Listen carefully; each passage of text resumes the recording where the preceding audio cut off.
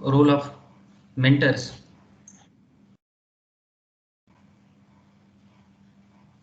Then the design thinking process also we have discussed.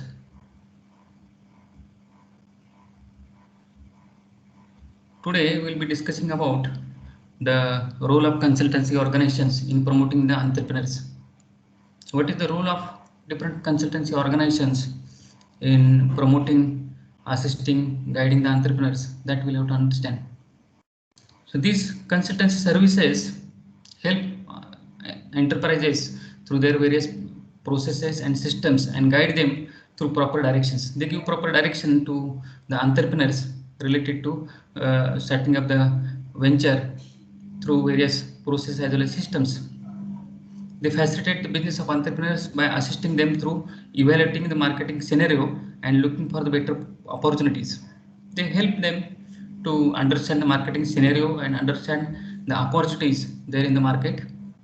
Also, they advise entrepreneurs related to the effective utilization of different resources and highlights the various opportunities and benefits for the organizations through the study of markets. These consultancy services guide the entrepreneurs through different findings and information with bringing in the required changes in the process for the improvement of the enterprise. Also, they help by identifying important training programs and technologies for benefiting the entrepreneurs. So by motivating the entrepreneurs for effective utilization of resources, also by collecting different findings and information from the market and then providing it to the entrepreneurs and designing different training programs and technologies which can benefit the enterprises. Then we'll have to understand what are the different problems and difficulties of entrepreneurs. These entrepreneurs may come across different difficulties in different types of different business aspects, different business functions, like marketing problems. There can be marketing problems when an entrepreneur is dependent on single or limited number of customers and single limited number of products. So if the entrepreneurs are dependent on a single product or single number of limited number of customers, then that is a problem. Then poor sales realization, poor sales, defective pricing policy, booking of large number of orders at fixed prices while the market is in inflation stage, lack of market feedback and market research, finding the right marketing channels is a problem. Also, funding the marketing activities may be a sometimes problem to new entrepreneurs. Then different financial problems which may come across, maybe the poor resource management and financial planning, faulty costing, dividend policy may be a problem, general financial indiscipline and allocation of funds for unauthorized purposes, deficiency of funds, initial capital, inefficient or inadequate working capital, and absence of cost consciousness are the different financial problems which these entrepreneurs may face.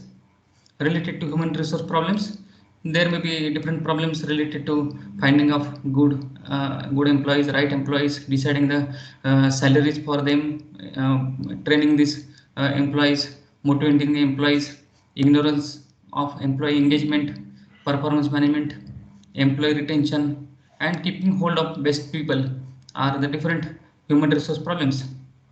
Then there can be different production related problems like inappropriate product mix, poor quality control, poor capacity utilization, high cost of production, poor inventory management, inadequate maintenance replacement, lack of timely and adequate modernization, high wastage rate, poor production facilities.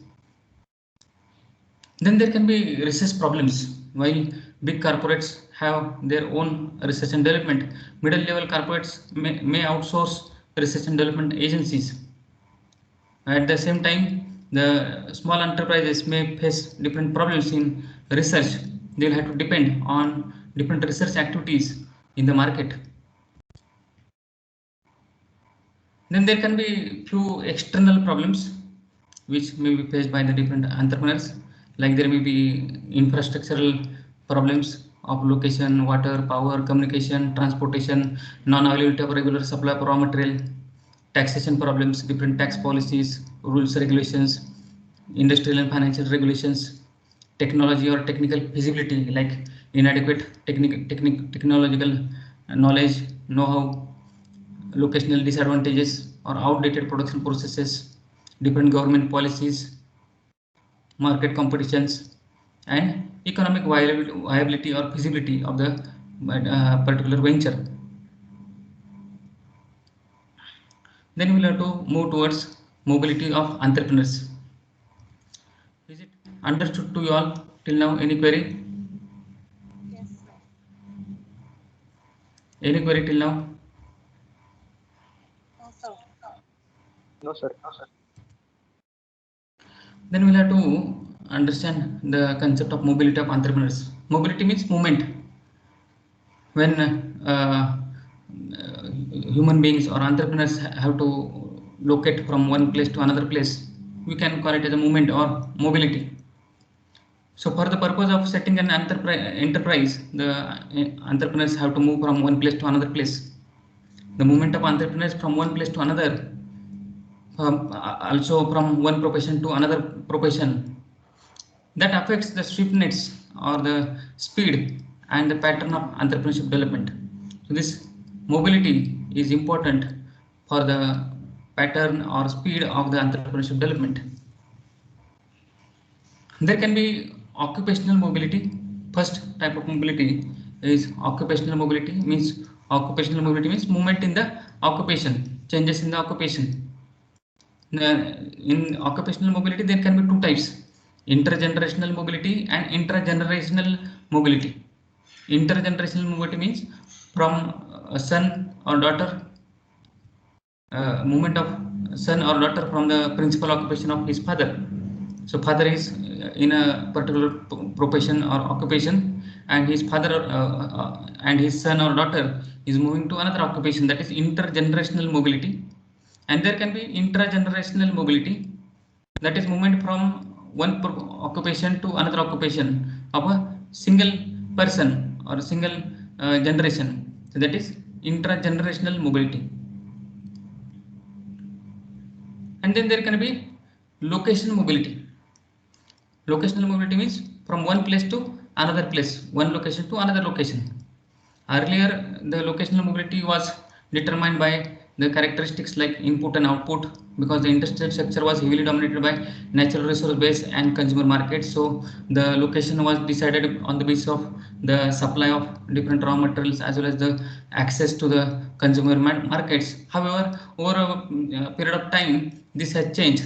The very consideration of locating the industries in particular region has undergone a considerable change. Nowadays, the different other characteristics or parameters are being utilized for understanding the location or deciding on the location of a particular enterprise. Then different factors that are influencing entrepreneurial mobility. Which all different factors affect the mobility, or what are the different factors which are affecting the entrepreneurial mobility? First is education. The education of entrepreneur can have an effect on entrepreneurial mobility. A person or entrepreneur, if he is more educated, there can be more mobility. Training and experience. The training and experience of an entrepreneur also has an impact on the mobility of an entrepreneur. The entrepreneur must be properly trained and must have some past experience in the business or the industry.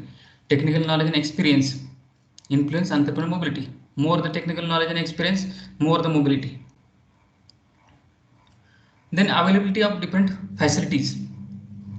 Depending upon the different facilities in particular areas, the entrepreneur may move from one area to another area for getting access to different better facilities. Then there can be different factors which are influencing entrepreneurial mobility, like political conditions. So political conditions in a particular region can affect the entrepreneurial mobility, like political factors such as tax policies, political stability, trade restrictions in that particular region can affect the entrepreneur mobility. The entrepreneurs may move from one place to another place. Then there can be another factor which is influencing the entrepreneur mobility is size of enterprise. The size of the business also has an impact on the mobility of an enterprise. Generally, the largest businesses have more mobility than the smaller because large businesses have capability or capital to start business at a new place. So they have higher mobility than smaller businesses. Is it understood to you all till now? Yes, Yes, sir. sir. Any query? No, sir. Okay. So with this, your unit number 3 is over. We'll move to unit number 3 now. Unit number 4.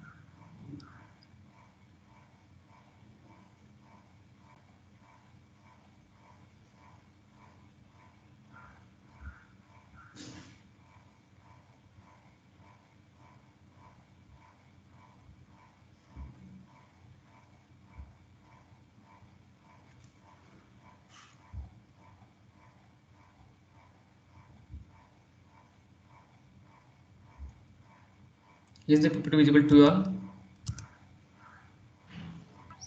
Yes, sir. Yes, sir. This unit number 4 is about the role of central government and state governments in promoting the entrepreneurship. So, in promoting the entrepreneurship, what is the role of central as well as state governments? That is there in your unit number 4. First of all, what is the importance of government's role in promoting the entrepreneurship? First of all, is to encourage entrepreneurs to undertake new ventures, to motivate people to undertake new ventures, to start new businesses, to develop their units in backward classes so that the regional balance is there, to promote balanced regional development and to ensure uniformity in the development process of all regions.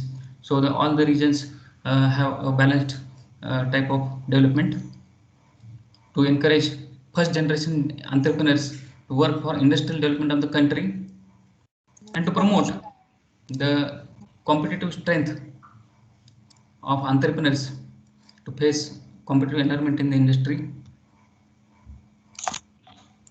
Further, to remove the impediments and economic constraints in the way of entrepreneurial development, to remove all the obstacles, the different constraints of the entrepreneurs in their way of starting the business, so that there is a development of entrepreneurship on a large scale, to create motivational force to improve productivity of entrepreneurs, to initiate expansion and modernization programs, to accelerate the process of industrialization, and to build infrastructural facilities for setting up the different businesses.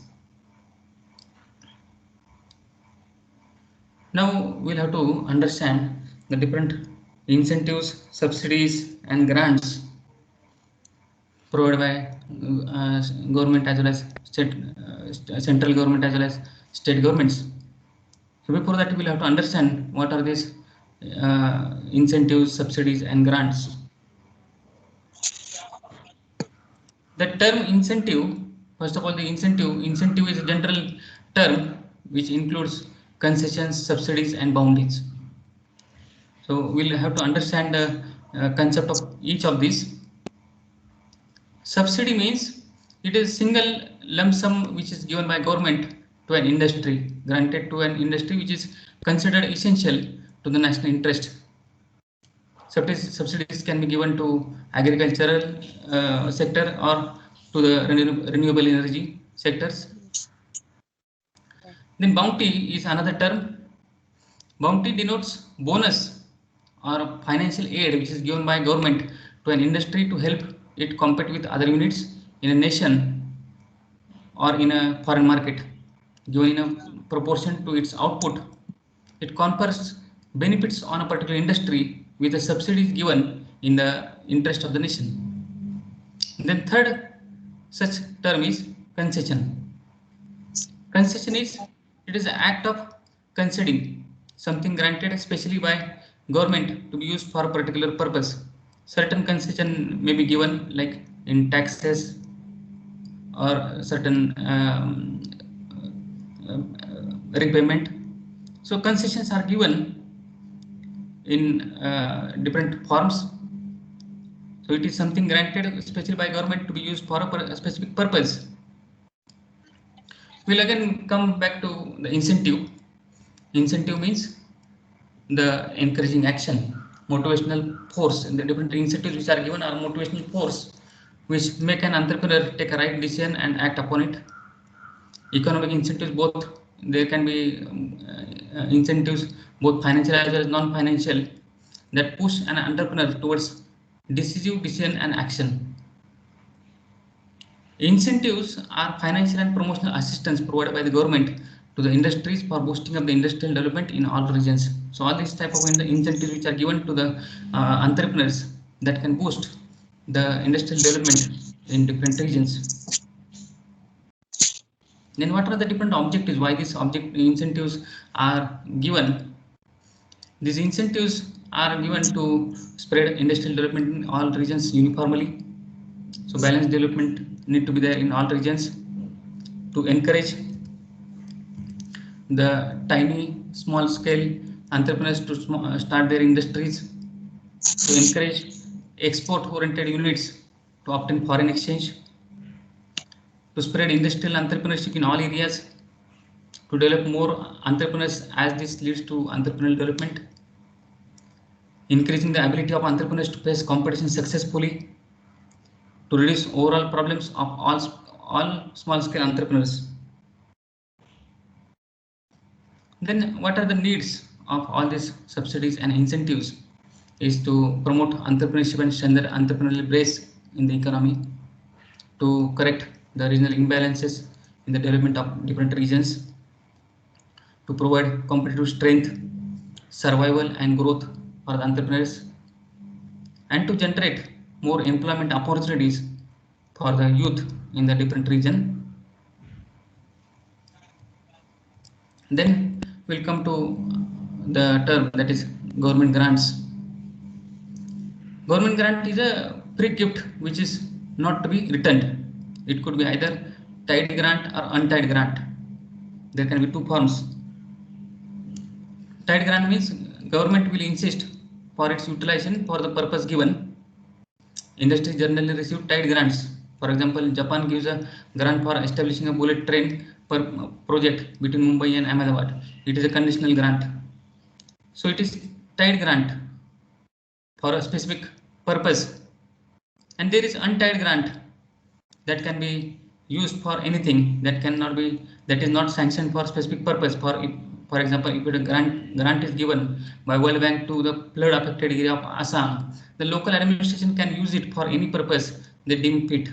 So for any appropriate purpose they feel, they can use that particular grant. Then we'll come to the role of government in promoting export oriented units. Is it clear to you all till now? Any Yes. query? No, sir.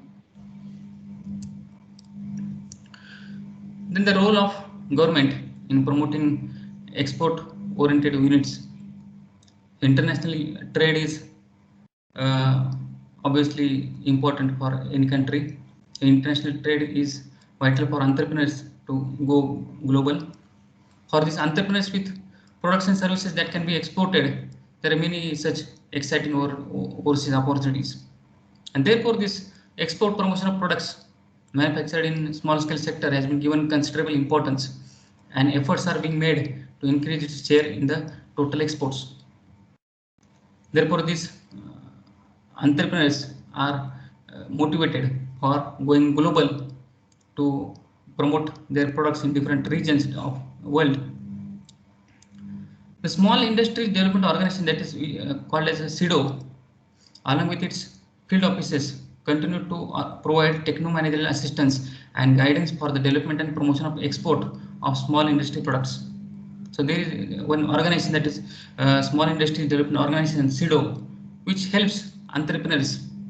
They provide techno-managerial assistance, guidance for the development and promotion of all exports of small industrial products. Then there are different training programs in export marketing, packaging for exports, different workshops and seminars on different aspects of export development in small scale sector are also organized in collaboration with other organizations. So again, what is the need for export promotion? Why this export promotion is important is to, first of all, compete in hyper competitive global economy, to conduct business activities across national boundaries, to satisfy the needs and wants of target consumers in more than one country, to correct the adverse balance of payment, to enhance industrial development, to pay for the imports, to increase earning for foreign exchange, and to enter into the different world markets.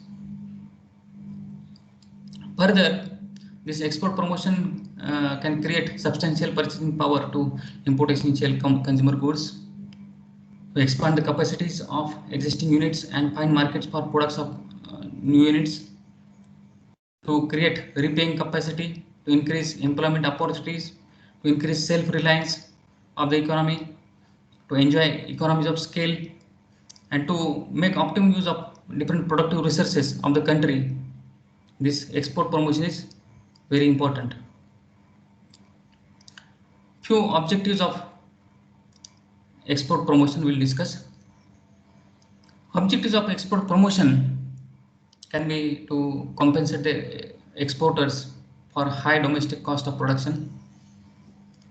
So through export promotion and providing a few grants or subsidies, these entrepreneurs are motivated for exports, and this export promotion, which is the assistance and guidance as well as the different facilities to the entrepreneurs, are helpful to compensate the exporters for a high domestic cost of production, to provide the necessary assistance to the new as well as those exporters which are at an infancy stage to develop the export businesses, and to create the relative profitability of the export businesses vis-a-vis the domestic business.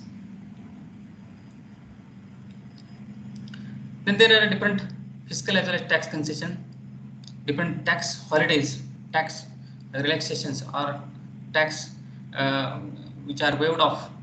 Tax holidays to new and industrial undertakings are set up in backward states and union territories. These tax holidays for maybe for power sectors.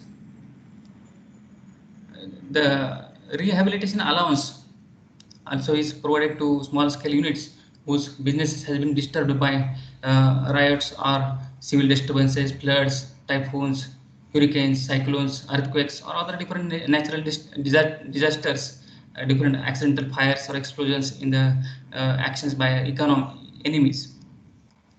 Sales tax concessions are also given to the entrepreneurs for certain products like some vegetables, fish products, silk, khadi, handlooms, and certain services like plant cultivation and animal husbandry, renting or leasing of agro machineries are exempted from GST. And then tax benefits for amalgamation of sick units are also provided.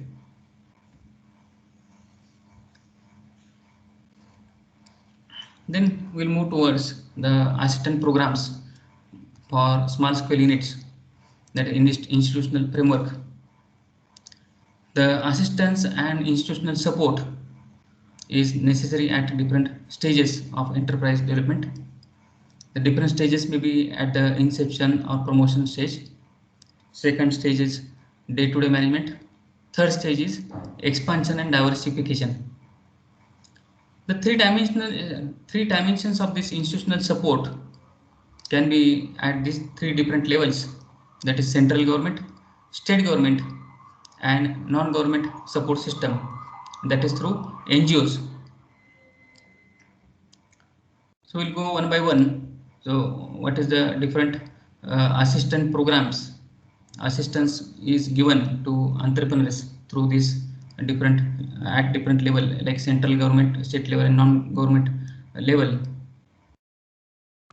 First is at a central government level. Central government institutes are there, like Small Scale Industries Board,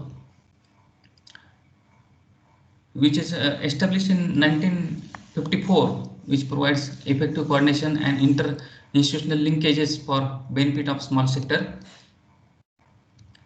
This board, Small Scale Industries Board for small scale sector, consists of following members like Union Industry Minister, State Industry Minister, selected members of Parliament, secretaries of department concerned, financial institutions, selected public enterprises, industry associations, and eminent experts in a particular field. Then there can be another assistance or agency, that is a central level agency, which is called as NABARD, National Bank for Agriculture and Rural Development. There are different services which are provided by NABARD, like attracting the youth for rural non-farm sector, district industries, rural projects, or rural entrepreneurship development programs. Then there can be another agency like SIDO, Small Industries Development Organization, SIDO, which was constituted in 1954. The objective was to develop support services for promotion of SSI, small scale industries.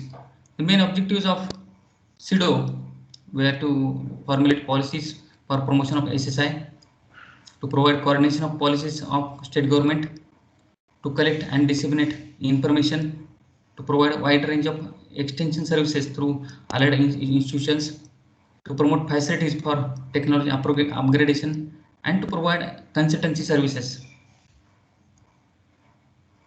Further, this SIDO provides different services like entrepreneurship development and management training programs, efforts for skill development of these entrepreneurs, preparation of feasibility reports for different products, provision of testing services for new entrepreneurs, then availability of tool room facilities for these entrepreneurs. Next is National Small Industries Corporation, NSIC. This was set up by Government of India in 1955. The main functions which are performed by NSIC are supply of different machineries and equipments, provision of financial assistance to entrepreneurs, assistance for arrangement of raw materials, for establishment of technology transfer centers, arrangement of marketing assistance, and priority in government purchase programs. Next agency is SIDBI, that is Small Industries Development Bank of India.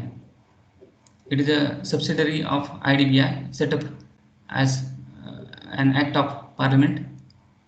This SIDBI provides assistance to the entrepreneurs for different purposes like setting up new small scale industrial unit, small hotels, hospitals, technological upgradation and modernization of their business, expansion as well as diversification, quality improvement, development of markets, development of infrastructure, discounting of bills of manufacturer, seller in selling either equipments or components.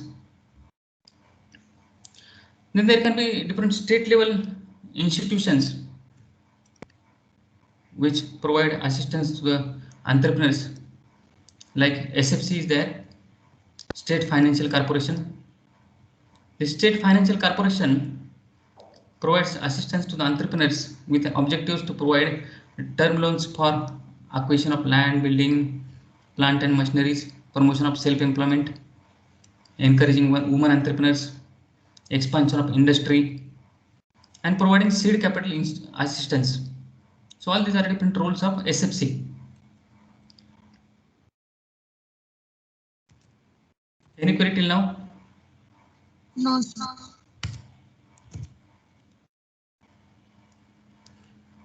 Then next is SSIDC, that is State Small Industries Development Corporation. These primary functions of this SSIDC is procurement and distribution of raw materials, supply of machines on hire purchase basis, and construction of industrial estates, providing assistance of marketing of products of SSI, small scale industries. Then there can be technical consultancy organizations, the TCO. The TCO includes preparation of project profiles, undertaking industrial potential surveys, identification of potential entrepreneurs, undertaking market research for entrepreneurs, project supervision, and rendering technical and administrative assistance or support to the entrepreneurs, and conducting different entrepreneurial development programs. Any query till now? No, sir. Okay. So what we'll do is we'll stop here for now. Okay, sir.